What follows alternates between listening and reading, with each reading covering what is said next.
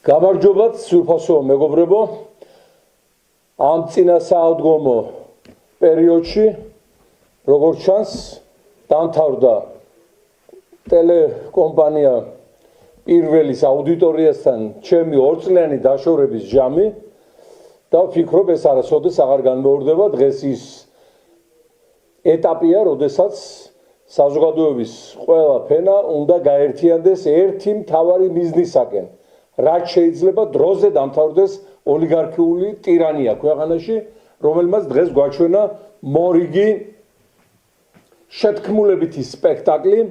ამჯერად უკვე მეზობელი ქვეყნის აზერბაიჯანის ლიდერ ალიევის ტრადიციული მონაწილეობით. ჩვენ რა თქმა უნდა მომხრევად რომ ყველა მეზობელთან გქონდეს მეგობრული, პარტნიორული ურთიერთობა, მაგრამ ის უნდა იყოს თანასწორუფლებიან საწყისებზე. ბატონი ალიევი სწორედ გახლავთ ის ლიდერი, დიქტატორი ფაქტიურად, რომელმაც ივანიშვილთან ერთად რეგიონში დაამყარა თანადიქტატურა და ეს სისტემა მიმართულია ქართველი და აზერბაიჯანელი ხალხების წინააღმდეგ მათი ეროვნული სიმდიდრის მისათვისებლად და მაფიოზურ ოჯახებზე გადასანაწილებლად. ეს არაერთხელ იქნა დადასტურებული და ახლაც, როდესაც ჰორმუზის სრუტეში მიმდინარე საომარი მოქმედებების გამო უზარმაზარი ოქრო ვერცხლი და შემოსავალი დაიძრა სწორედ შუა კორიდორის გავლით, ბატონ ალიევს გაახსენდა თავისი ძველი მეგობარი ოლიგარქი ივანიშვილი და მას ჩამოაკითხა იმათ, რომ გადაინაწილონ მილიარდიანი ტარიფები, რომლებიც შემოდის ამ ოჯახების ბიუჯეტში, ბაქო ჯეიხანი, შაჰდენიზით, ბაქო სუბსა, საქართველოს რკინიგზით, სახმელეთო გადაზიდვებით. ეს არის მთელი ალია ბალია და ფორმულა აღნიშნული ფაქტურად ფარული ვიზიტისა, რომლის შინაარს არც აზერბაიჯანელ და არც ქართველ ხალხს არავინ არ გააცნობს და ჩვენ უკვე იძულებული ვართ დავიწყოთ ბატონ ალიევის და მისი გარემოცვის მიმართ საერთაშორისო სანქცირების პროცესი, რადგან ამ ბატონის ქმედებები და მისი კრიმინალური კავშირი კრიმინალ ოლიგარქ ივანიშვილთან სწორედაც რომ მიმართულია ქართველი და აზერბაიჯანელი ხალხების წინააღმდეგ მათი სიმდიდრის მისათვისებლად, მათი მომავლის გასაფუჭებლად, გასამრუდებლად.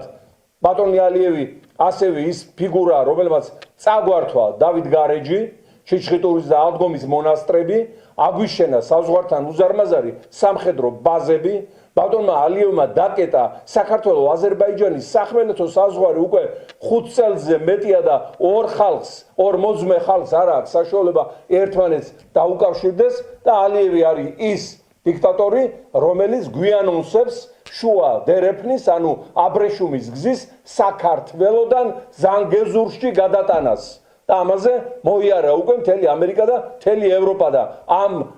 დერეფნის საქართველოდან გადატანა ნიშნავს საქართველოს გეოპოლიტიკური ფუნქციის გარეშე დატოვებას და მისი სახელმწიფოებრიობის საბოლოო ჯამში დამთავრებას. ამაში ალბათ ყველა ერთსულოვანი ვართ, რაც მოგახსენეთ. საიდუმლო ვიზიტები და შეხვედრები ეს პირველი არ არის, ეხლა გაიხსნა მაინც და თქვენს რო ხვდებიან, წინა ვიზიტების დროს ასევე ფარულად გარიგდნენ შემოსავლების განაწილებაზე მუხრანში ალიევი და ივანიშვილი და შემდგომ კოჟორში ჰქონდათ უკვე შეხვედრა ბოლო ამ ვიზიტის წინ განხორციელებული ვოიაჟისას. და ბაქოდან წარამარა მოდის ნოტები საქართველოს საგარეო საქმეთა სამინისტროში ჩემი დაპატიმრების მოთხოვნით თურმე ვაღვივებ შუღლს ქართველ და აზერბაიჯანელ ხალხებს შორის, როდესაც ვამბობ სიმართლეს, რომ მეზობელი მეზობელს არ უნდა ართმევდეს არც მიწას, მით უმეტეს სალოცავებს და არ უნდა შედიოდეს კრიმინალურ რეჟიმთან კონტაქტში, რომელიც დასანქცირებულია ამერიკის შეერთებული შტატების მიერ. აი ამ სიმართლის გამო და იმის გამო, რომ ვითხოვთ საზღვრის გახსნას, რათა ქართველი და აზერბაიჯანელი ხალხი ერთმანეთთან მივიდეს და მოვიდეს ტრადიციულად და წინააღმდეგი ვართ, რომ საქართველოს ჩანაცვლდეს ზანგეზურით, აი ამის გამო ალიევის რეჟიმი